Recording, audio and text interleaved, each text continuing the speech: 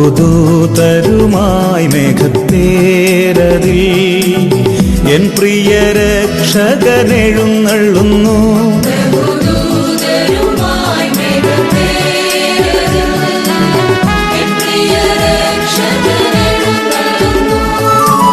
സർവമിഴികളും ദർശിച്ചിടുമാ പ്രത്യക്ഷത N യേശു വരുമ്പോൾ.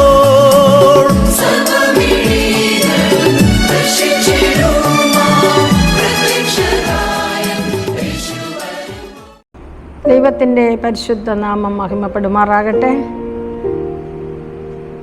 Alappuzha Pathanamthitta സെക്ഷൻ്റെ Shabbat school പരിപാടിയിലേക്ക് ഏവർക്കും ഹാർദവമായ സ്വാഗതം. ഈ ക്വാർട്ടർ മുഴുവനും 11 പാഠങ്ങൾ നമ്മൾ പഠിക്കുമ്പോൾ പ്രവചനാത്മ രേഖയിൽ ഈ അന്ത്യകാലത്തെ ജനത്തിന് ജീവിക്കുവാൻ ആവശ്യമായ സൂചനകളും അതിൻ്റെ മാർഗനിർദ്ദേശങ്ങളും അതിൻ്റെ അർത്ഥങ്ങളും ഒക്കെ നാം പല പാഠങ്ങളിലൂടെ പഠിക്കുകയുണ്ടായി. കഴിഞ്ഞ ആഴ്ച തന്നെ നാം പഠിച്ചതായ 2 സ്ത്രീകളുടെ വ്യത്യസ്തങ്ങളായ ജീവിത സാഹചര്യങ്ങളിലൂടെ അവരൊരു വീണ്ടെടുപ്പുകാരനാൽ രക്ഷിക്കപ്പെട്ട രൂത്തിനെയും അതുപോലെ തന്നെ വളരെ സാത്താൻ്റെ ആക്രമണം പോലെ ഒരു ദുഷ്ട വ്യക്തിയുടെ ആക്രമണത്തിൽ നിന്ന് ഒരു ജനതയെ രക്ഷിച്ച എസ്തേറിനെ കുറിച്ചൊക്കെയും നാം പഠിക്കുകയുണ്ടായി.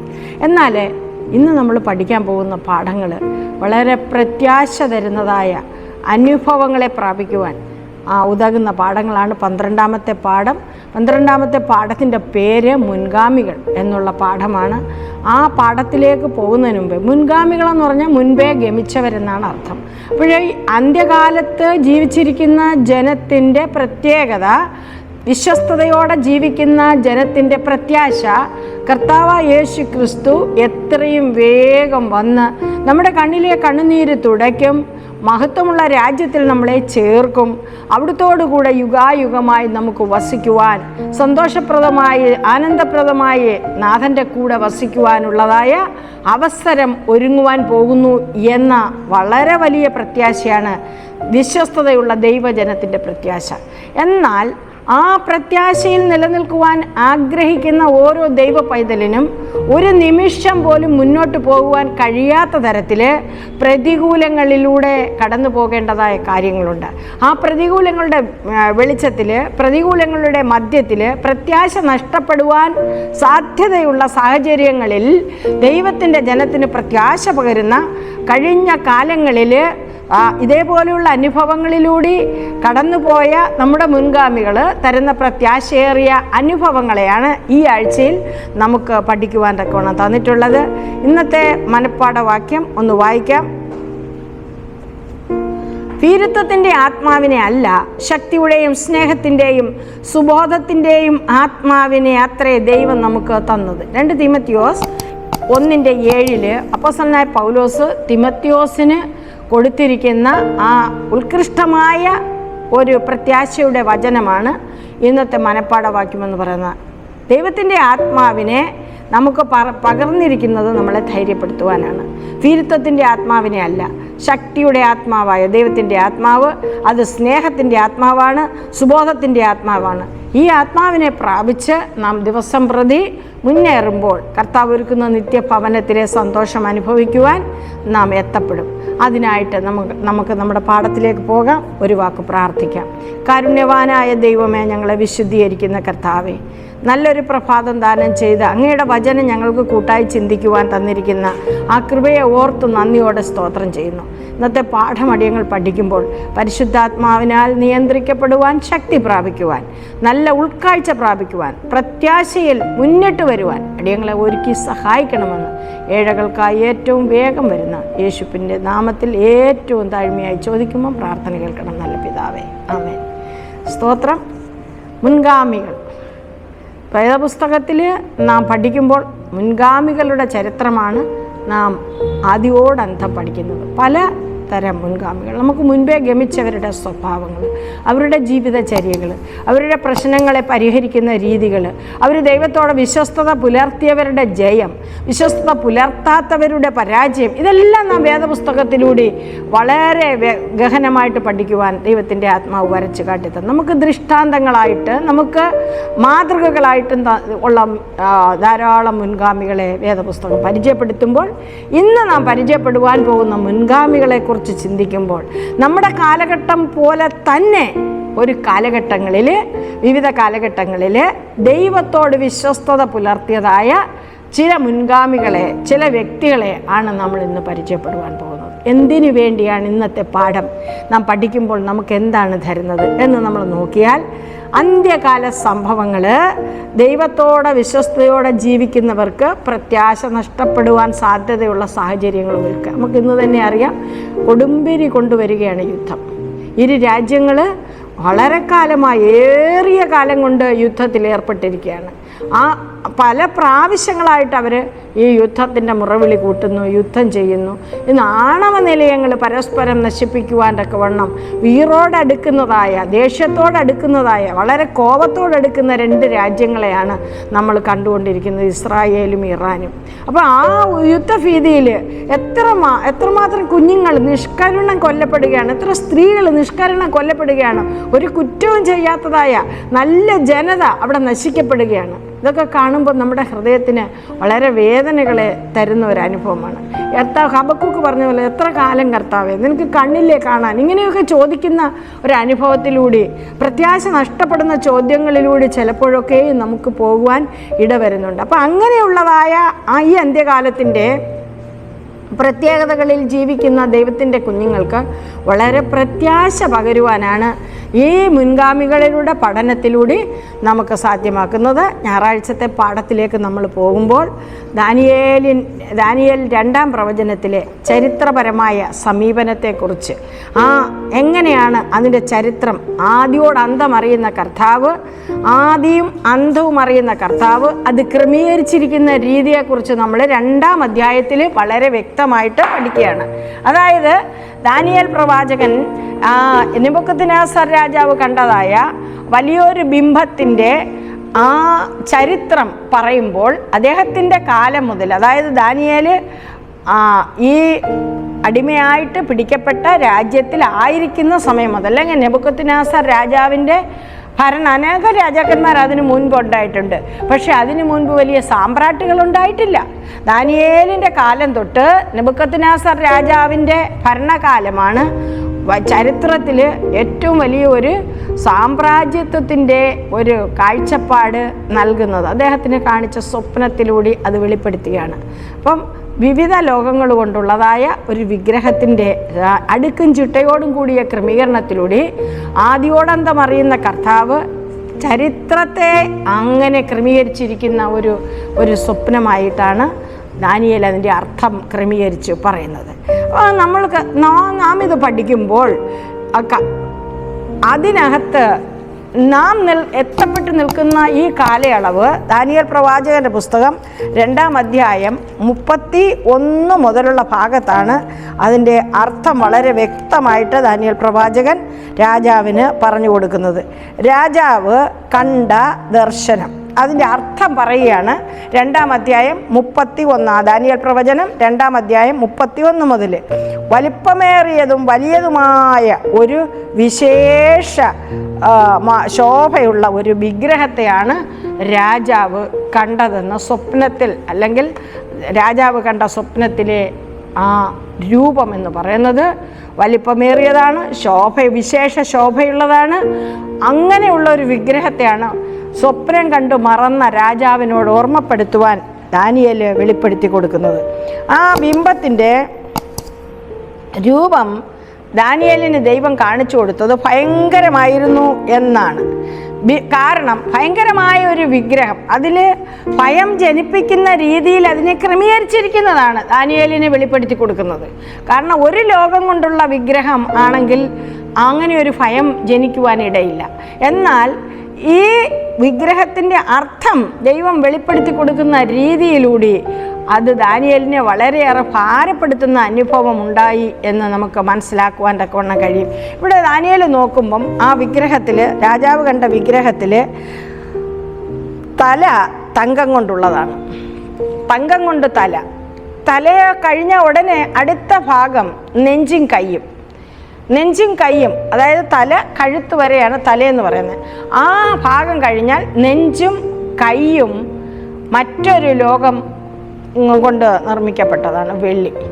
എന്നാൽ വയറും അരയും അവിടെ നമ്മൾ നോക്കുമ്പോഴത്തേന്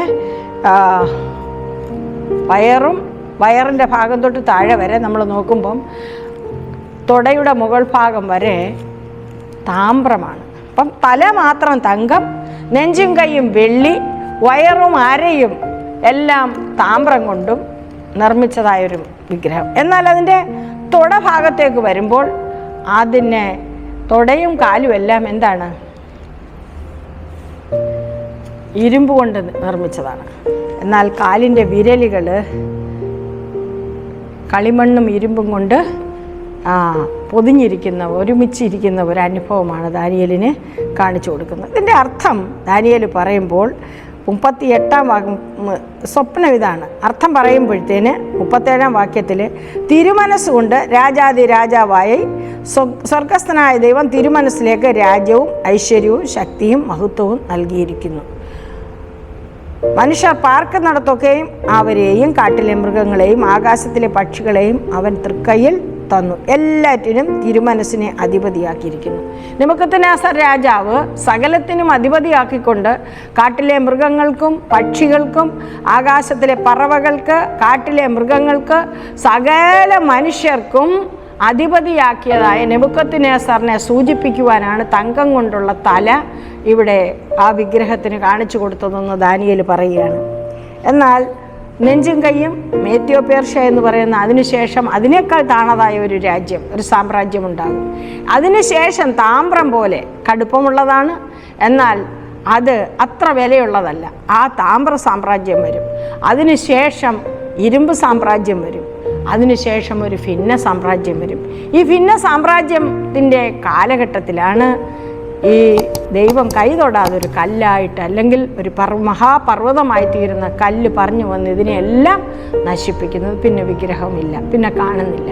ഇതാണ് ദൈവം ദാനിയേലിനും കൂടെ വെളിപ്പെടുത്തി കൊടുത്ത സ്വപ്നത്തിൻ്റെ അർത്ഥമെന്ന് നമുക്ക് മനസ്സിലാക്കാൻ കഴിയും. അപ്പം നമ്മൾ ഇതിനകത്ത് ഈ ചരിത്രപരമായി ഇത്ര അടുക്കും ചിട്ടയിലും എഴുതുന്നത് എന്തിനാണെന്ന് ചോദിച്ചാൽ, കാലത്തിൻ്റെ അന്ത്യത്തിലായിരിക്കുന്ന നമുക്ക് വളരെ വ്യക്തമായി ഒരു സൂചികയായിട്ട് നാം എവിടെയാണ് നിൽക്കുന്നത്, സമയം എവിടെയായി, എത്രയായി എന്ന് മനസ്സിലാക്കത്തക്ക വിധത്തിലാണ് 2-ാമത്തെ അധ്യായമായ ദാനിയേൽ പ്രവചനം രേഖപ്പെടുത്തിയിരിക്കുന്നത്.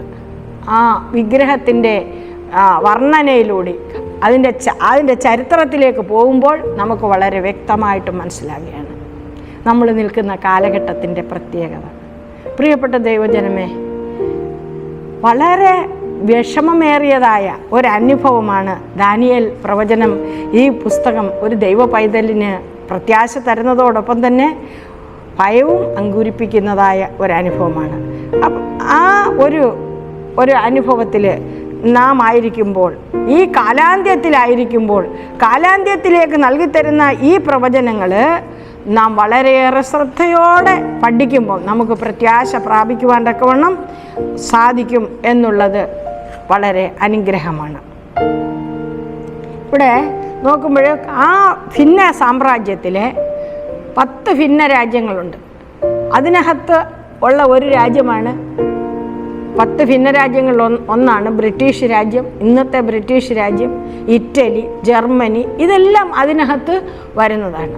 10 ഭിന്ന 7-ാം അധ്യായം പഠിക്കുമ്പം ഈ 10 ഭിന്ന രാജ്യങ്ങളെക്കുറിച്ച് പഠിക്കുമ്പോൾ 10 കൊമ്പുള്ള രാജ്യം, ആ 10 കൊമ്പുള്ള മൃഗമായിട്ടാണ് അവിടെ ദാനിയേലിന് വെളിപ്പെടുത്തി കൊടുക്കുന്നത്.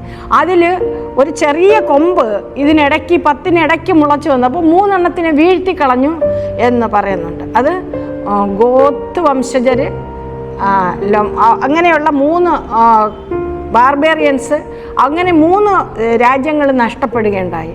പിന്നെ ചെറിയ കൊമ്പ് വളർന്നു വന്ന് 7-ാം അധ്യായം പഠിപ്പിക്കുന്നു.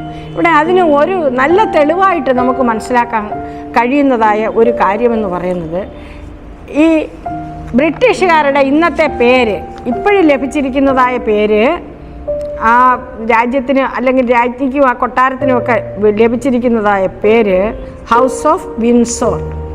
ആ അർത്ഥം അത് ഇംഗ്ലീഷിൽ നമ്മൾ നോക്കുമ്പോൾ ഈ അടുത്ത കാലത്താണ് 1917 ശേഷമാണ് ഇപ്രകാരം ഒരു പേര് ഉണ്ടായിരിക്കുന്നത്, അല്ലെങ്കിൽ 1-ാം ലോക മഹായുദ്ധത്തിന് ശേഷമാണ്. കാരണം അതുവരെയും അതിൻ്റെ പേര് മറ്റൊന്നായിരുന്നു. അതായത് സാക്സെ കോബർഗ് ഗോഥ. സാക്സെ കോബർഗ് ഗോഥ എന്ന് പറയുന്നതായ ഒരു ജർമ്മൻ പേരായിരുന്നു ഈ ഇന്നത്തെ ബ്രിട്ടീഷ് ഭരണാധികാരികളുടെ നേരത്തെ പേര്. ഇവിടെ നമ്മൾ പഠിക്കുന്ന ഒരു കാര്യം, നേരത്തെ പേര് എന്തുകൊണ്ട് ഇപ്പോഴിങ്ങനെയൊരു പേരായി എന്ന് മനസ്സിലാക്കുമ്പോൾ, ജർമ്മൻകാർ 1-ാം ലോക മഹായുദ്ധ കാലത്ത് എന്ത് ചെയ്തു? ബ്രിട്ടനെതിരായിട്ട് തിരിഞ്ഞു. അപ്പോൾ അവരുടെ ശത്രുവായി തീർന്നു. ദൈവത്തിൻ്റെ വചനം എന്താ? ദാനിയേൽ പ്രവാചകൻ്റെ പുസ്തകത്തിൽ പറയുന്നത് എന്താണ്? കളിമണ്ണും ഇരുമ്പും ചേരാതിരിക്കുന്നത് പോലെ, അല്ലെങ്കിൽ ഈ മനുഷ്യ ബീജത്താൽ അവർ ഒന്നിക്കുമെങ്കിലും ഇരുമ്പും കളിമണ്ണും ഒരിക്കലും ചേരത്തില്ല. അപ്പോൾ ഇങ്ങനെയുള്ള ശത്രുത്വങ്ങൾ വരുമ്പോൾ എന്താണ്? അവരുടെ യഥാർത്ഥ രൂപം വെളിപ്പെടുകയാണ്, അവരുടെ യഥാർത്ഥ ശത്രുത വെളിപ്പെടുകയാണ് ചെയ്യുന്നത്. അതുകൊണ്ടാണ് ആ പേര് പിന്നീട് നിരാകരിച്ചിട്ട് ഇപ്പോഴത്തെ പേരായ ഹൗസ് ഓഫ് വിൻസോർ എന്ന് പറയുന്നതായ ആ പേര് അവർ സ്വീകരിച്ചത്. 1917 ശേഷമാണ്. അവിടെ നമ്മൾ അങ്ങനെ അതായത് 1917 എന്ന് പറയുന്നത് 1-ാം ലോക മഹായുദ്ധത്തിൻ്റെ കാലഘട്ടത്തിന് ശേഷം. ഓക്കെ, ഇനി നമ്മൾ സൺഡേയിലെ പാഠത്തിലേക്ക് പോകുമ്പം ദാനിയേൽ പ്രവാചകൻ്റെ പുസ്തകം 3-ാം അധ്യായത്തെ ആധാരമാക്കി ഒരു വലിയ പ്രശ്നത്തിലായിരിക്കുന്ന ദൈവകുഞ്ഞുങ്ങളെ നമ്മൾ പരിചയപ്പെടുകയാണ്. എല്ലാവരും പഠിക്കുന്ന ഒരു ധൈര്യം പകരുന്നതായ 3 വ്യക്തി ജീവിതങ്ങളെ ദാനിയേൽ പ്രവാചകൻ്റെ പുസ്തകം 3-ാം അധ്യായത്തിൽ ദൈവകുഞ്ഞുങ്ങളെ നമുക്ക് പരിചയപ്പെടുവാൻ തക്കവണ്ണം കഴിയും. ആ ദാനിയേലിനോടൊപ്പം യഹൂദയിൽ നിന്ന് രാജവംശത്തിലും സുന്ദരന്മാരായിരുന്നവരിലും തന്നെ പിടിച്ചുകൊണ്ട് പോയിരുന്ന മറ്റു വ്യക്തികളായിരുന്നു ശദ്രക്ക്, മേശക്ക്, അബേദ്നെഗോ എന്ന് പറയുന്ന ബാബിലോണിയ പേര് സ്വീകരിച്ചതായ കൂട്ടുകാർ. ഇവർ എന്താ ചെയ്തത്? ഇവർ ആ രാജ്യത്ത് ഈ 2-ാം അധ്യായത്തിൽ പറയുന്ന സംഭവത്തിന് ശേഷം ദാനിയേലിനും കൂട്ടർക്കും ഉദ്യോഗക്കയറ്റം കൊടുക്കുകയും അവരെ മാനിക്കുകയും ചെയ്തിരുന്നതായ സമയത്ത് രാജാവിൻ്റെ ഹൃദയത്തിലൊരു തോന്നലുണ്ടായി, തങ്ക സാമ്രാജ്യം ഞാൻ വരെയുള്ളൂ, എനിക്ക് ശേഷം ഒരു താണ രാജ്യം വരും, അങ്ങനെ വരാൻ പാടില്ല, എൻ്റെ രാജ്യം ഒരിക്കലും അസ്തമിക്കാൻ പാടില്ല. അതിനുള്ള ഒരു ഉപായമായിരുന്നു ദുരാസമഭൂമിയിൽ അവർ സ്ഥാപിച്ചതായ ഒരു വലിപ്പമേറിയ വിഗ്രഹം.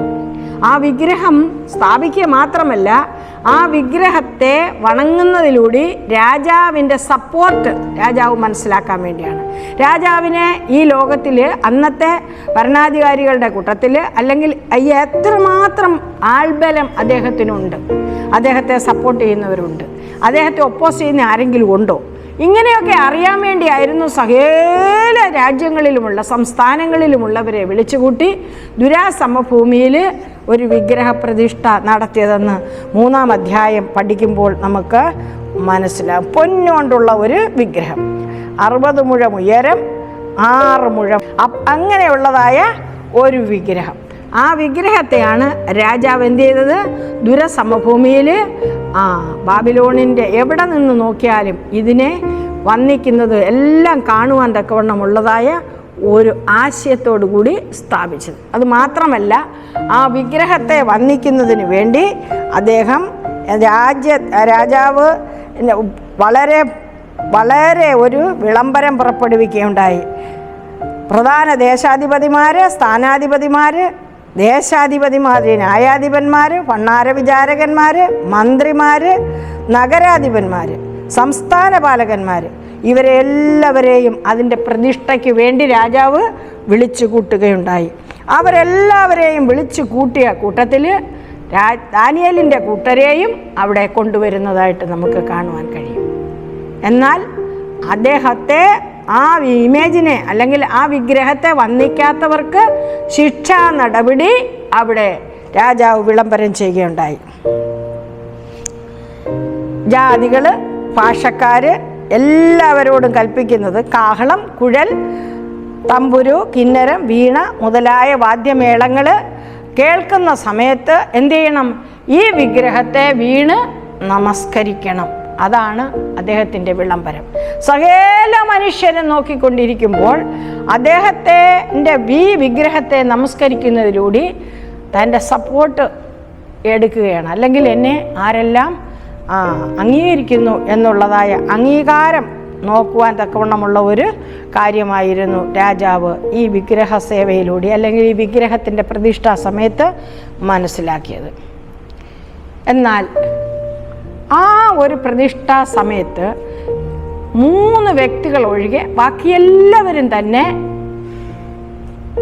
വിഗ്രഹത്തെ വന്ദിക്കുന്ന അനുഭവമുണ്ട്. നമുക്കറിയാം, ഇന്ന് പ്രത്യേകിച്ച് ആരും നോക്കണ്ട, ക്യാമറകൾ വെച്ചേക്കും. അന്ന് ക്യാമറ ഒന്നുമില്ല, ഇത് നോക്കാൻ വേണ്ടി മാത്രം ആളിനെ കൂലി കൊടുത്ത് നിർത്തിയിരുന്ന ഒരു കാലഘട്ടം. കർത്താവിൻ്റെ വരവിന് 500 വർഷങ്ങൾക്ക് മുൻപാണ് ഈ ദാനിയേൽ പ്രവാചകൻ്റെ കാര്യങ്ങൾ സംഭവിക്കുന്നത്. അപ്പോൾ അത്രയും സമയത്തിൽ അത്രമാത്രമേ ടെക്നോളജികൾ വളർന്നിട്ടുള്ളൂ. എന്നാൽ നമ്മൾ മനസ്സിലാക്കുമ്പം ഇവർ മാത്രമേ വന്ദിക്കാതിരിക്കുന്നുള്ളൂ എന്നുള്ളതായ ഒരു കാഴ്ച കാണുകയുണ്ടായി. അവരെ വിളിപ്പിക്കുകയാണ്, എന്തുകൊണ്ട് നിങ്ങൾ വന്ദിക്കുന്നില്ല? നിങ്ങൾക്ക് വീണ്ടും ഒരു അവസരം തരാം. അവസരം തരാമെന്ന് പറയുമ്പോൾ അവരെന്താണ് പറഞ്ഞത്? അവർ ആ പുരുഷന്മാരെ രാജസന്നിധിയിൽ കൊണ്ടുവന്നിട്ട് നെബൂഖദ്നേസർ അവരോട് കൽപ്പിച്ച്, ശദ്രക്കെ, മേശക്കെ, അബേദ്നെഗോവേ, നിങ്ങൾ എൻ്റെ ദേവന്മാരെ സേവിക്കുകയോ ഞാൻ നിർത്തിയ സ്വർണ്ണബിംബത്തെ നമസ്കരിക്കുകയോ ചെയ്യുന്നില്ല എന്നുള്ളത് നേര് തന്നെയാണോ എന്ന് ചോദിക്കുമ്പം എന്നാൽ നിങ്ങൾക്കൊരവസരം കൂടെ തരാം. ഇനിയും കാഹളം, തമ്പുരു, കുഴൽ, വീണ മുതലായ നാഗസ്വരം കേൾക്കുമ്പോൾ നിങ്ങൾ എന്ത് ചെയ്യണം? ഈ ബിംബത്തെ വീണ് നമസ്കരിക്കണം. അല്ലെങ്കിൽ എന്താ സംഭവിക്കുന്നത്? നിങ്ങളെ എരിയുന്ന ഈ നാഴിക എരിയുന്ന തീച്ചൂളയിലിട്ട് കളയും എന്ന് അവരോട് വളരെ ശക്തമായിട്ട് പറയുകയാണ്. നിങ്ങളെ എൻ്റെ കയ്യിൽ നിന്ന് വിടുവിക്കുന്ന ഏതെങ്കിലും ദേവനുണ്ടോ എന്ന് ഞാനൊന്ന് നോക്കട്ടെ. അപ്പോൾ ശദ്രക്കും മേശക്കും അബേദ്നെഗോവും ഒരു കൂസലും കൂടാതെ, ഒരു ഭയവും കൂടാതെ, കാരണം അവരിൽ പകർന്നിരിക്കുന്ന ധൈര്യത്തിൻ്റെ ആത്മാവിനാൽ ആ മഹാസഭയുടെ മുമ്പാകെ രാജാവിനോട് അവർ പറയുകയാണ്, അല്ലയോ നെബൂഖദ്നേസറേ, ഈ കാര്യത്തിൽ ഉത്തരം പറയാൻ ഞങ്ങൾക്കിനി ആലോചിക്കേണ്ട ഒരു കാര്യവും ഇല്ല. ദൈവത്തിന് ഞങ്ങളെ വിടുവിപ്പാൻ കഴിയുമെന്ന് ഞങ്ങൾ വിശ്വസിക്കുകയാണ്. ഒരു പക്ഷേങ്കിൽ അങ്ങനെ സംഭവിച്ചില്ല എങ്കിൽ പോലും രാജാവ് നിർത്തിയിരിക്കുന്ന ഈ ബിംബത്തെ ഞങ്ങൾ എന്ത് ചെയ്യത്തില്ല? നമസ്കരിക്കുകയില്ല എന്ന് തീർത്ത് പറയുകയാണ്. അങ്ങനെ ഒരവസരം കൂടെ കൊടുത്തെങ്കിലും അവർ വീണ് നമസ്കരിച്ചില്ല. ഉടനെ തന്നെ രാജകിങ്കരന്മാർ തീച്ചൂള എന്ത് ചെയ്തു? 7 ഇരട്ടി എന്ത് ചെയ്തു? അതിനെ കൂട്ടുവാൻ തക്കവണ്ണം കൽപ്പിച്ചു. അവരെ എരിയുന്ന തീച്ചൂളയിൽ വലിച്ചെറിയുവാൻ തക്കവണ്ണം അവർക്ക് ആജ്ഞ കൊടുക്കുകയുണ്ടായി. വസ്ത്രങ്ങളോടുകൂടി അവരിട്ടിരുന്ന ആ വേഷത്തോടുകൂടി അവരെ കെട്ടി ആ തീയിലേക്ക് ഇട്ട് കളയുവാൻ തക്കവണ്ണം കൊണ്ടുപോയതായ ആ കിങ്കരന്മാർ, അവരെറിയുവാൻ കൊണ്ടുപോയ കിങ്കരന്മാർ വളരെ ദൂരെ നിന്ന് എറിയുന്ന സമയത്ത് തന്നെ അവരെ തീജ്വാല ദഹിപ്പിച്ചു. എന്നാൽ ഈ 3 ദാസന്മാർ, ദൈവത്തിൻ്റെ വിശ്വസ്തന്മാരായ, വിശ്വാസത്തിൽ ഉറച്ചു നിന്നതായ ഈ ദാസന്മാർക്ക് ഒന്നും സംഭവിക്കാതിരിക്കുക മാത്രമല്ല, ആ ആഴിയുടെ മധ്യത്തിൽ 4ാമതായിട്ട് ഒരുവൻ ഇറങ്ങി വരുന്നത് രാജാവ് നോക്കിക്കൊണ്ടിരിക്കുമ്പം കാണുകയാണ്. അവരെ ബന്ധിച്ച് കെട്ടി എറിഞ്ഞെങ്കിലും അവരുടെ ബന്ധനങ്ങൾ അഴിഞ്ഞ് തീച്ചൂളയുടെ മധ്യത്തിൽ അവർ നൃത്തം ചെയ്യുന്ന കാഴ്ച രാജാവിന് വളരെ ഭയം ഉളവാക്കിയത് കണ്ടപ്പോൾ രാജാവിന് വളരെ ഭയമുളവാക്കിയിട്ട്, നമ്മൾ 3 പേരെയാണ് വിട്ടത്, അതാ 4ാമത് ഒരാളും കൂടെ തീയിലുണ്ട്, അവരെ എന്നിട്ടെന്താ? രാജാവ് ഉറക്കെ വിളിക്കുകയാണ്, ശദ്രക്കിൻ്റെയും മേശക്കിൻ്റെയും അബേദ്നെഗോവുമേ പുറത്തു വന്നേര്. അവരെല്ലാവരും നോക്കിക്കൊണ്ടിരിക്കുമ്പോൾ ആ പുരുഷന്മാരുടെ ദേഹത്തിന് തീ പിടിക്കാതെ, തീയുടെ മണം പോലും തട്ടാതെ, അവരുടെ ശരീരത്തിലെ വസ്ത്രങ്ങൾ കരിയാതെ അവർ പുറത്തു വരികയാണ്. അവർക്കൊരു കേടും വന്നില്ല എന്ന് കണ്ടപ്പോൾ ദൈവത്തെ മഹത്വപ്പെടുത്തുവാൻ ആ വലിയ സമൂഹത്തിന് രാജാവ് ആജ്ഞ കൊടുക്കുകയാണ്. അങ്ങനെയുള്ളതായ ഒരനുഭവമാണ് ഇനിയും വരാൻ പോകുന്നതായ ഈ കാലത്തും ഉണ്ടാകാൻ തക്കവണ്ണം പോകുന്നത് നാം മനസ്സിലാക്കുമ്പോൾ നെബൂഖദ്നേസർ രാജാവ് നിർത്തിയ ഒരു ബിംബത്തെ നമസ്കരിക്കാതിരുന്ന 3 പേരെ രക്ഷിക്കുവാൻ തക്കവണ്ണം ആ മഹാസഭയിലേക്ക്, ആ തീയുടെ മധ്യത്തിലേക്ക് 4ാമതൊരുവൻ ഇറങ്ങി വന്നതുപോലെ ദൈവത്തിൻ്റെ കുഞ്ഞുങ്ങൾക്ക് ഈ നാളുകൾ കഴിഞ്ഞ ശേഷം, ഈ കഷ്ടങ്ങൾ കഴിഞ്ഞ ശേഷം, ഇപ്പോഴുള്ള കഷ്ടമൊന്നും കഷ്ടമല്ല, ഇതെല്ലാം ഈറ്റുനോവിൻ്റെ അനുഭവം മാത്രമാണെന്ന് ദൈവത്തിൻ്റെ വചനം പറയുമ്പോൾ കഷ്ടം വരുന്നതേ ഉള്ളൂ. കർത്താവിൻ്റെ വരവിൻ്റെ സമയം ആസന്നമായിക്കൊണ്ടിരിക്കുമ്പോൾ ഈ കഷ്ടത്തിൻ്റെ ആ കാഠിന്യം കൂടി വരും. ആ ഒരു അനുഭവത്തിൽ അന്ന് ജീവിച്ചിരിക്കുന്നതായ അല്ലെങ്കിൽ ആ വിശ്വസ്തയോടെ നിൽക്കുന്നവരെ രക്ഷിക്കുവാൻ കർത്താവ് എന്ത് ചെയ്യും?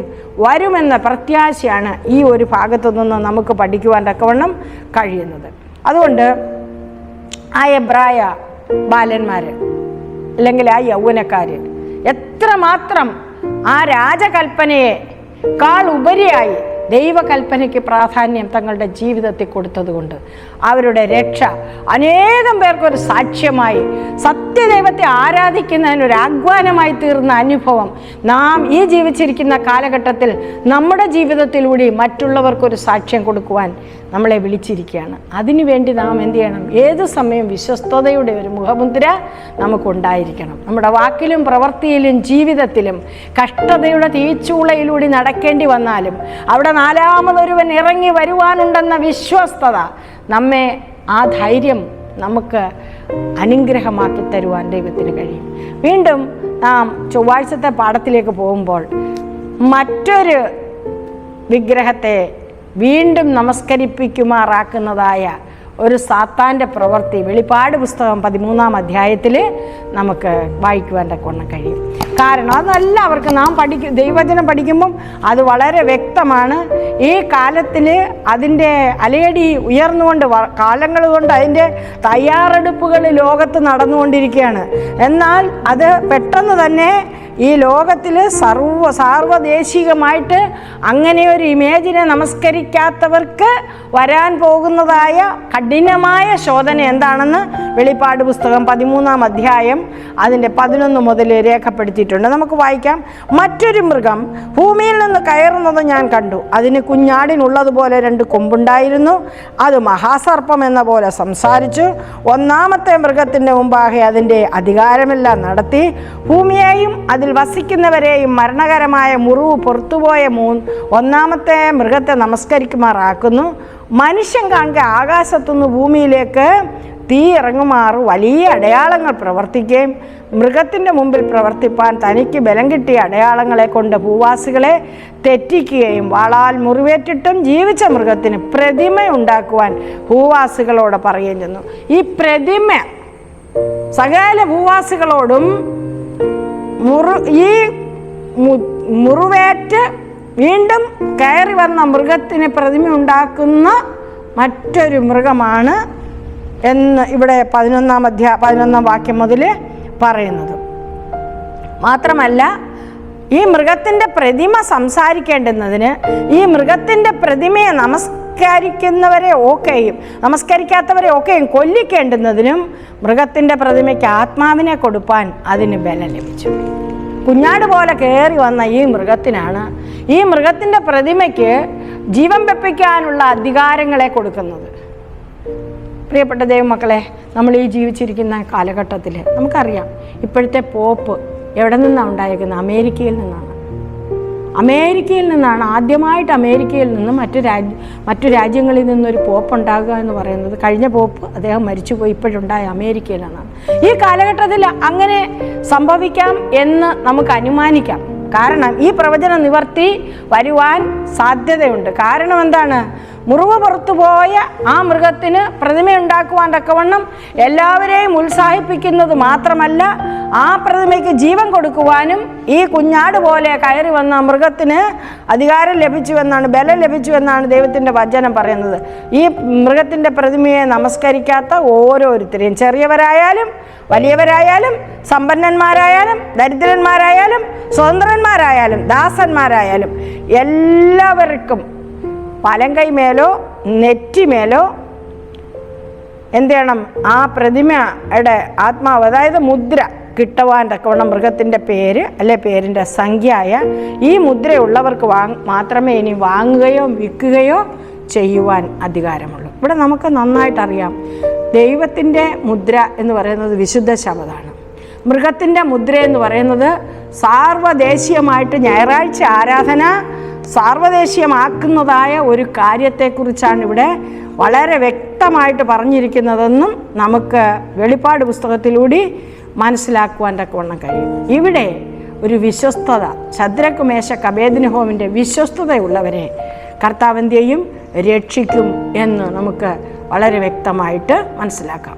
വീണ്ടും ബുധനാഴ്ചത്തെ പാഠത്തിലേക്ക് വരുമ്പോൾ 1-ാം നൂറ്റാണ്ടിൽ അങ്ങനെ രക്ഷപ്പെടുത്തുന്ന അപ്പോസ്തലന്മാരെ നമുക്ക് അപ്പോസ്തല പ്രവർത്തികളിൽ വരച്ചു കാട്ടി തന്നിട്ടുണ്ട്. നമുക്കറിയാം, 1-ാം നൂറ്റാണ്ടിലെ സഭ എഫെസോസ് സഭ എന്നാണ് പ്രവചനത്തിൽ അതിന് 1-ാമത്തെ സഭയ്ക്ക് പേര് കൊടുത്തേക്കുന്നത്. യോഹന്നാന് കാണിച്ചു കൊടുത്ത സഭ 1-ാം നൂറ്റാണ്ടിലെ സഭ അത് പരിശുദ്ധ സഭയാണ്.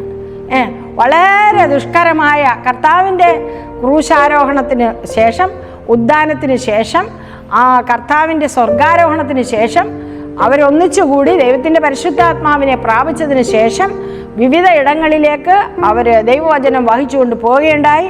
ഇതിനിടയ്ക്ക് രാജ്യത്തിൻ്റെ ആ നിയമപാലകരെന്ന് പറയുന്ന ആ സാമ്രാജ്യത്വ ശക്തികൾ എന്ത് ചെയ്തു? കർത്താവിൻ്റെ ജനത്തെ വളരെയേറെ പീഡിപ്പിക്കുകയുണ്ടായി. ദേശമായിട്ട് പീഡനങ്ങൾ അനുഭവിക്കുകയുണ്ടായി വിശുദ്ധന്മാർ. അങ്ങനെ അപ്പോസ്തല പ്രവൃത്തി 12-ാം അധ്യായത്തിൽ വളരെ മനോഹരമായ ദൈവത്തിൻ്റെ വിടുതലിനെ വർണ്ണിക്കുന്ന ഭാഗം നമുക്ക് വായിക്കുവാൻ തക്കവണ്ണം കഴിയും. യാക്കോബ് അപ്പോസ്തലനെ ചിരച്ഛേദം ചെയ്തു. അതിനുശേഷം അവരുടെ ടാർഗറ്റ് പത്രോസിനെ കൊല്ലുക എന്നുള്ളതാണ്.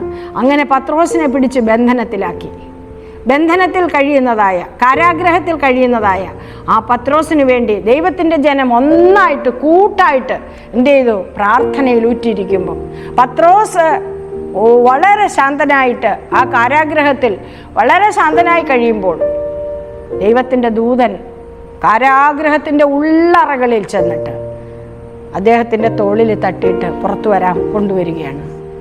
കയ്യിലെ ബന്ധനം അഴിഞ്ഞു. അതിനുശേഷം അദ്ദേഹത്തിൻ്റെ ബന്ധനങ്ങളെല്ലാം അഴിഞ്ഞു. 1-ാം വാതിലും 2-ാം വാതിലും 3-ാം വാതിലും എല്ലാം കഴിഞ്ഞ് പ്രധാന വാതിലായി. അദ്ദേഹത്തിന് ഒന്നും മനസ്സിലാകുന്നില്ല. അതും കഴിഞ്ഞ് തെരുവിലേക്ക് പോവുകയാണ്. ഈ സമയത്ത് ആ കാരാഗ്രഹത്തിലുള്ള മറ്റുള്ളവരൊന്നും തന്നെ ഇത് അറിയുന്നതേയില്ല. പിന്നീടാണ് അവരത് അറിയുന്നത്. എന്നാൽ പത്രോസ് തെരുവിൽ വന്നതിന് ശേഷം അദ്ദേഹത്തിന് മനസ്സിലായി തന്നെ അനുഗമിച്ചതും വിടുവിച്ചതും ദൈവത്തിൻ്റെ ദൂതനാണ്. അദ്ദേഹം ആ മാളിക മുറിയിലേക്ക് കയറിപ്പോവുകയാണ്. അവിടെ ചെല്ലുമ്പോൾ കതവിന് തട്ടുന്നു. രോധം വന്ന് കതക് തുറക്കുന്നു. ഒരു കൂട്ടം ജനം ദൈവത്തിൻ്റെ ദാസന് വേണ്ടി പ്രാർത്ഥനയിൽ മുഴുകിയിരിക്കുന്ന കാഴ്ചയാണ് അദ്ദേഹം കണ്ടത്. ഈ ദൈവത്തിൻ്റെ കുഞ്ഞുങ്ങൾ കൂട്ടായി പ്രാർത്ഥിക്കുവാനുള്ള ഒരു കാലഘട്ടമാണ് ഇതെന്ന് വീണ്ടും നമ്മെ ഓർമ്മപ്പെടുത്തുകയാണ്. പരിശുദ്ധാത്മാവിൻ്റെ നിറവിൽ ഈ സാത്താൻ്റെ ശക്തിയെ അതിജീവിച്ചുകൊണ്ട് ദൈവത്തിൻ്റെ വേല മുന്നേറി സകല രാജ്യങ്ങളിലും യേശുക്രിസ്തുവിനെ പ്രസംഗിച്ച് തീർക്കുവാൻ തക്കവണ്ണമുണ്ട്. ഇപ്പോഴും ക്രിസ്തുവിനെ അറിയാത്ത അനേക ജാതികളും രാജ്യങ്ങളും നമ്മുടെ ഈ ഭൂമിയിലുണ്ട്. അവരെല്ലാവരും ക്രിസ്തുവിനെ അറിയണം. അവസാനം വരുന്നത് അങ്ങനെയാണെന്ന് വേദപുസ്തകം കർത്താവ് തന്നെ മത്തായിയുടെ സുവിശേഷം 24 പറഞ്ഞിട്ടുണ്ട്. പ്രിയപ്പെട്ട ദൈവമക്കളെ, നമ്മളെ ഏൽപ്പിച്ചിരിക്കുന്ന ഈ ദൗത്യത്തിൻ്റെ പൂർത്തീകരണമെന്ന് പറയുന്നത് ആ 1-ാം നൂറ്റാണ്ടിലെ സഭയുടെ അനുഭവത്തിലായിരിക്കുമ്പോഴാണ് നമ്മളുടെ ദൗത്യ പൂർത്തീകരണത്തിന് നമുക്ക് ബലം പ്രാപിക്കുവാൻ, ശക്തി പ്രാപിക്കുവാൻ, വിടുതൽ കാണുവാൻ, അത്ഭുതങ്ങൾ നടക്കുവാൻ, അനേക വ്യക്തികളുടെ ബന്ധനങ്ങൾ അഴിയുവാൻ, അനേക വ്യക്തികൾ കാരാഗ്രഹ തുല്യമായ ജീവിതത്തിൽ നിന്ന് കർത്താവിങ്കിലേക്ക് സ്വതന്ത്രമായി കടന്നു വരുവാനൊക്കെയും ഇടതരുന്ന ഒരനുഭവം അവിടെ നമുക്ക് വായിക്കുവാൻ തക്കവണ്ണം കഴിയും. കർത്താവ് തന്നെ അതിനെക്കുറിച്ച് പത്രോസിനോട് പറയുന്ന എങ്ങനെയാണ് പത്രോസ് മരിക്കുന്നതെന്ന് കർത്താവ് പറയുകയുണ്ടായി. യോഹന്നാൻ്റെ സുവിശേഷത്തിൽ നമ്മളത് വായിക്കുന്നുണ്ട്. പത്രോസിനെ വിളിച്ച് തൻ്റെ അനുഗാമിയാക്കുമ്പോൾ പ്രായമായി കഴിഞ്ഞ് എങ്ങനെയാണ് പത്രോസ് മരിക്കുന്നതെന്ന് പോലും കർത്താവ് പറയുകയുണ്ടായി. വ്യാഴാഴ്ചത്തെ പാഠത്തിലേക്ക് നമ്മുടെ ശ്രദ്ധ പോകുമ്പോൾ എന്താണ് മൃഗത്തിൻ്റെ മുദ്ര? അതിനെക്കുറിച്ചാണ് വളരെ വ്യക്തമായിട്ട് നമുക്ക് പഠിക്കുവാൻ തക്കവണ്ണം കഴിയുന്നത്. അവിടെ ഒരുപാട് സംഭവങ്ങൾ ഈ അന്ത്യകാലത്ത് അരങ്ങേറിക്കൊണ്ടിരിക്കുകയാണ്. ഇതുമായിട്ട് ബന്ധപ്പെട്ട്, അതായത് ഈ മൃഗവുമായിട്ട് ബന്ധപ്പെട്ടുള്ള അനേക സംഭവ വികാസങ്ങൾ ഭൂമിയിൽ നടമാടിക്കൊണ്ടിരിക്കുകയാണ്. സംശയം ജനിപ്പിക്കുന്ന രീതിയിലുള്ള അനേക സംഭവ വികാസങ്ങൾ ദിവസം പ്രതി നമ്മുടെ കൊച്ചു ഭൂമിയിൽ നടമാടുമ്പോൾ നാം ചിന്തിക്കേണ്ടത് സമയം എത്ര അടുത്തിരിക്കുന്നു. സമയങ്ങളിങ്ങനെ മരണ ഉത്തരവുകൾ, മൃഗത്തിൻ്റെ അടയാളങ്ങൾ, ഇതെല്ലാം ഇങ്ങനെ വരുമ്പോൾ അന്ത്യകാല സംഭവങ്ങളെക്കുറിച്ചുള്ളതായ ശബദം ഞായറാഴ്ചയും എന്നുള്ളതായ ആ അനുഭവത്തിലേക്ക് വരുമ്പോൾ 2 എന്ന നമ്പറിന് വളരെ പ്രാധാന്യമുണ്ട്. എന്താണ് 2? വേദപുസ്തകത്തിൽ 2 വളരെ പ്രാധാന്യമുള്ള നമ്പറാണ്. കാരണം കർത്താവിൻ്റെ ഉപമയിൽ മിക്ക ഉപമയിലും 2ന് പ്രാധാന്യമുണ്ട്. മീനിനെ കുറിച്ച് പറയുമ്പോൾ വലയെക്കുറിച്ച് പറയുമ്പോൾ അതിൽ കയറുന്ന മീനുകൾ, 2 പേരിരുന്ന് പൊടിക്കുന്നതിനെക്കുറിച്ച്, വയലിലിരുന്ന് വേല ചെയ്യുന്നതിനെക്കുറിച്ച്, ഇവിടെ എല്ലാം നമ്മൾ കാണുന്നത് അവസാനം ആടിനെ വേർതിരിക്കുന്നു, ചെമ്പരിയാടും കോലാടും. ഇവിടെയെല്ലാം 2ൻ്റെ പ്രാധാന്യം അറിയാം. അവസാന നാളിൽ 2 കൂട്ടർ മാത്രമേ ഈ ലോകത്തിൽ ഉണ്ടാകുകയുള്ളൂ. 1 ദൈവത്തിൻ്റെ മുദ്രയേറ്റവരും, 2 മൃഗത്തിൻ്റെ മുദ്രയേറ്റവരും. ദൈവത്തിൻ്റെ മുദ്രയേറ്റവർ കർത്താവിനായിട്ട് നിലകൊള്ളുമ്പോൾ, മൃഗത്തിൻ്റെ മുദ്രയേറ്റവർ മൃഗത്തിനായിട്ട് നിലകൊള്ളുകയും ദൈവത്തിൻ്റെ മുദ്രയേറ്റവരെ ഇല്ലാതാക്കുവാൻ ശ്രമിക്കുകയും ചെയ്യും. അതുകൊണ്ട് നാം മനസ്സിലാക്കേണ്ടതായ കാര്യം മത്തായിയുടെ സുവിശേഷം 12-ാം അധ്യായത്തിലൂടെ നമുക്ക് തരുന്ന ചില അടയാളങ്ങൾ നമുക്കൊന്ന് നോക്കാം. മത്തായിയുടെ സുവിശേഷം 12-ാം അധ്യായം അതിൻ്റെ 9-ാം വാക്യത്തിൽ എന്താണ് പറഞ്ഞേക്കുന്നതെന്ന് 9 തൊട്ട് നമുക്കൊന്ന് വായിക്കാം. കർത്താവ് അവിടം വിട്ട് അവരുടെ പള്ളിയിൽ ചെന്നപ്പോൾ കൈവരണ്ട ഒരു മനുഷ്യനെ കണ്ടു. അവർ അവനിൽ കുറ്റം ചുമത്തേണ്ടതിന് ശബത്തിൽ സൗഖ്യമാക്കുന്നത് വിഹിതമോ എന്ന് അവനോട് ചോദിച്ചു. അവൻ അവരോട്, നിങ്ങളിൽ ഒരുത്തന് ഒരാടുണ്ടെന്നിരിക്കട്ടെ, അത് ശബത്തിൽ കുഴിയിൽ വീണാൽ അവൻ അതിനെ പിടിച്ചു കയറ്റുകയില്ലയോ? എന്നാൽ മനുഷ്യൻ ആടിനേക്കാൾ എത്ര വിശേഷതയുള്ളവൻ, ആകയാൽ ശബത്തിൽ നന്മ ചെയ്യുന്നത് വിഹിതം എന്ന് പറഞ്ഞു. കർത്താവിൻ്റെ സമയം തൊട്ട് നമുക്കറിയാം, അന്ന് ശബതാണ് എല്ലാവരും ആരാധിച്ചിരുന്നത്. അന്ന് ശബത് മാത്രമേ ആരാധ്യമായ ദിവസമായിട്ടുണ്ടായിരുന്നുള്ളൂ.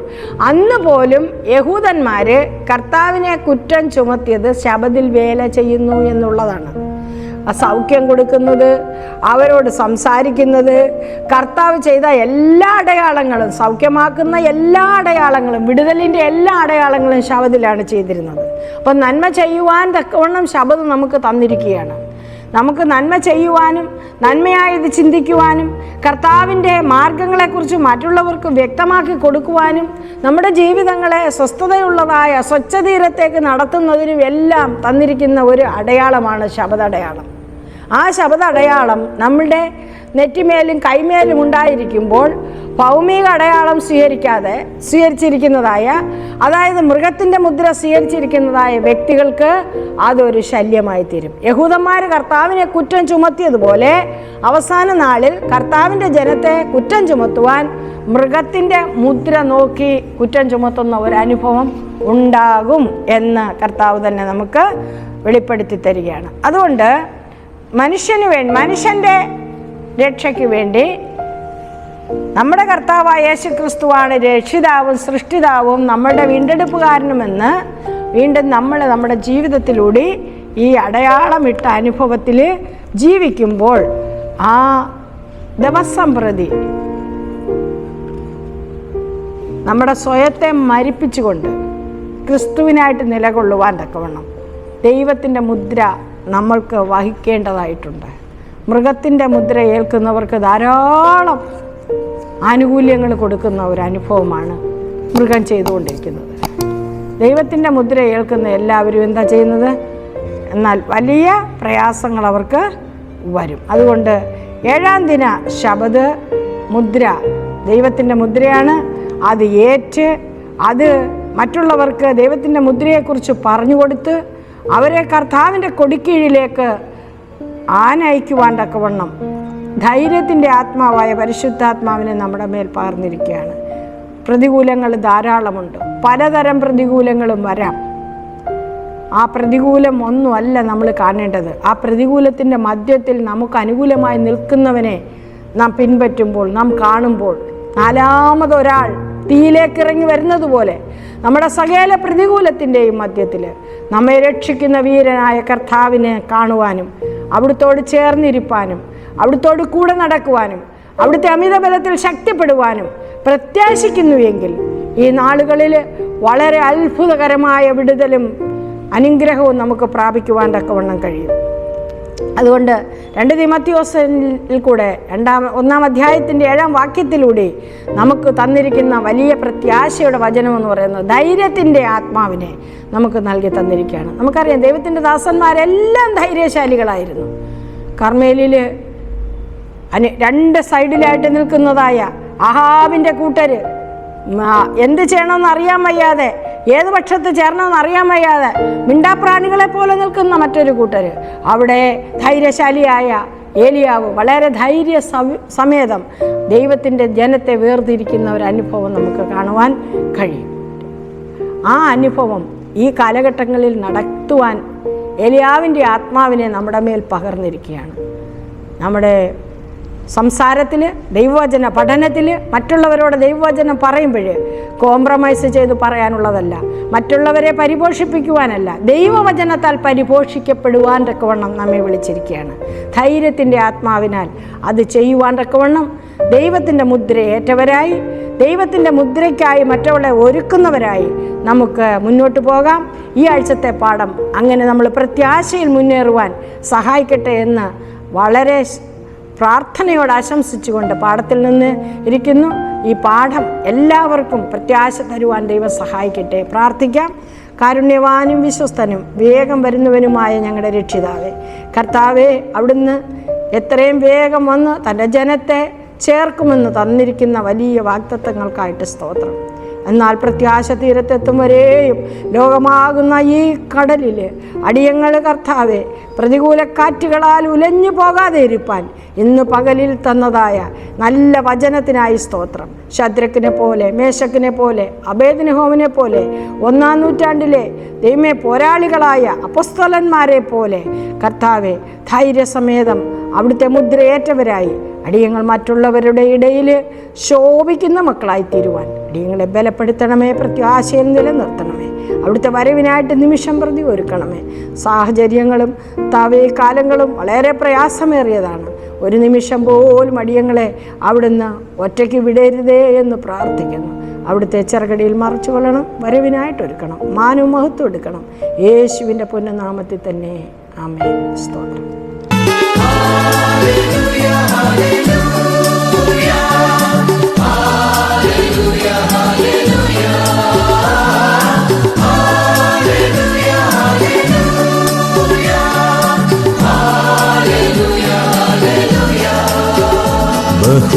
ബഹുദൂതരുമായി മേഘത്തേരതിൽ എൻ പ്രിയ രക്ഷകനെഴുന്നള്ളുന്നു. മേഘത്തേരതിൽ എൻ പ്രിയ രക്ഷകൻ